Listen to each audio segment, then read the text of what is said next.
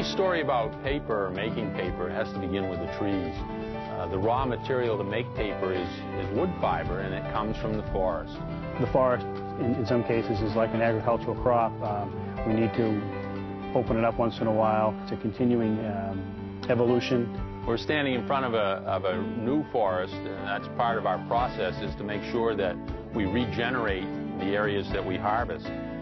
It's part of managing for sustainable forestry, which is the basic principle by which International Paper manages its lands. The way we manage for sustainability is to be very careful about the practices that we take to protect water quality, to enhance wildlife habitat. Quite often we're asked why we leave a tree such as this in the woods. We don't harvest it when we're in here working. Under SFI, the Sustainable Forestry Initiative, it's important for us to leave trees such as this as wildlife trees. That tree may be unsightly to some people, but it's a home for a lot of birds, which are important to the wildlife community. You need to think long term in terms of how this forest is going to grow. What are the needs of these trees that you're managing? Whether it's to open up the forest to allow sunlight for some trees to grow, whether it's to selectively thin the forest to grow the trees that are there bigger and more healthy.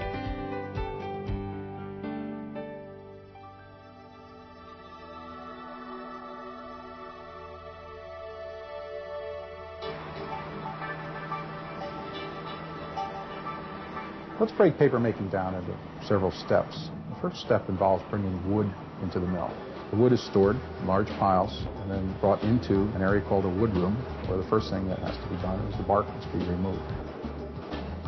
And that's done in a series of operations called debarking, and there are two basic ways to do that. The technology that International Paper has is a device called a ring debarker. It's like a giant pencil sharpener almost. It's got two large rotating jaws that actually rub against the wood as it slides through.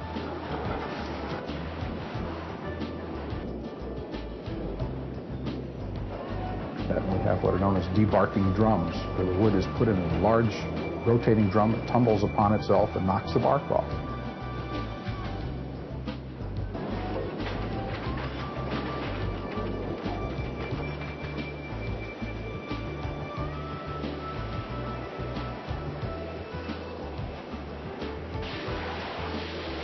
After debarking, the strip logs are sent into a machine called a chipper. This is a very large rotating disc with knife blades on it that are very sharp. It goes at real high speed. And the log is fed against these knives. And it will take a log that's 10 or 12 feet long and turn it into chips in about 2 seconds. The chips have to be a specific size. And the knife design is such that the chips will come out about the size of a $50 and sliced on an angle. The design of the chip that enables it to cook properly in the next step, which is known as the digester.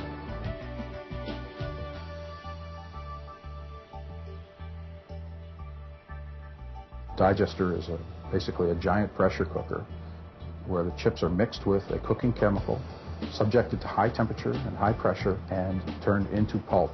The way this operates is, think, if you will, of a bundle of toothpicks held together by glue. We're going to cook out the glue and let the toothpicks all fall apart. Basically what happens in a digester. A chip is composed of fibers that are held together by a naturally occurring glue called lignin. The cooking chemical at high temperature and pressure dissolves this lignin and allows the fibers to fall apart just like the toothpicks would. When the pulp comes out of the digester, it looks fluffy and it's brown, and after it's washed, it can be used for products such as grocery bags and cardboard boxes. To use the pulp as paper, the next step is bleaching, or turning the pulp white so that it can be made into paper. White and colored papers start off with white pulp. After it's bleached, it's mixed with several additives, imparting whatever properties we need in the paper, and it's spread onto a machine called a paper machine. A paper machine can be 20 to 25 feet wide and longer than a football field. It consists of several elements. The first of these is called a head box. That is where pulp and all the additives that give the paper certain properties are mixed together and forced out through a small slit onto a moving wire. And it's very similar to a moving window screen. The stock is laid onto this wire, water drains through the screen, fibers interlock, and and form a sheet of paper.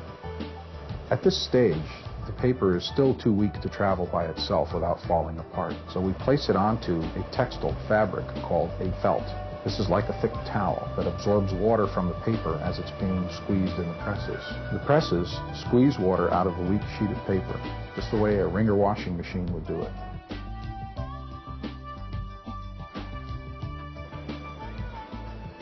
The dryers consist of steel cylinders that are finely polished and have steam inside of them, and they rotate.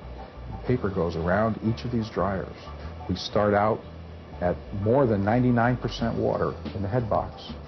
By the time the paper is finished, it's about 5% moisture. So we've removed all that water in between.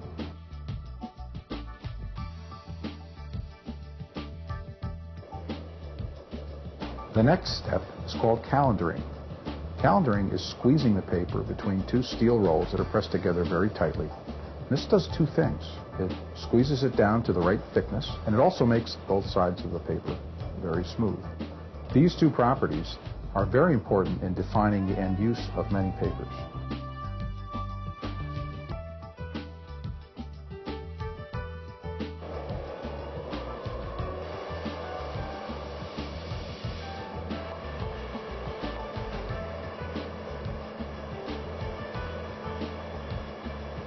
The final stage of paper making is called finishing. At this stage, samples of the paper are taken and tested extensively, and we do everything from tearing the paper apart to printing it on a printing press. We have a full-size commercial printing press where we print every reel of this paper just the way our customers will, so we know what it's going to look like before our customers get it. The printed image literally jumps off the page when you look at it. It excites your eye. It has what printers call snap, and advertisers really love it. Here's a somewhat different use of paper. This is a microwave popcorn bag. Now you might ask, what's complicated about a popcorn bag? Well, actually, this paper has to contain hundreds of tiny explosions. It has to be porous enough to let the steam out. It has to be tight enough to keep the oil in. That's a lot of properties for a piece of paper. It's innovative designs like these that lead to new uses for a traditional product like paper. The right way to do business is to care about the environment, to take care of our people, to respect the communities in which we live. The trees that I start growing in this, right here on this land, will be here long after I'm gone. I've got two young children that I want to be able to enjoy this. They spend a lot of time in the woods with me, and they understand what it is, and they understand that the forest is sustainable, trees grow back, and that there'll be a future for them also.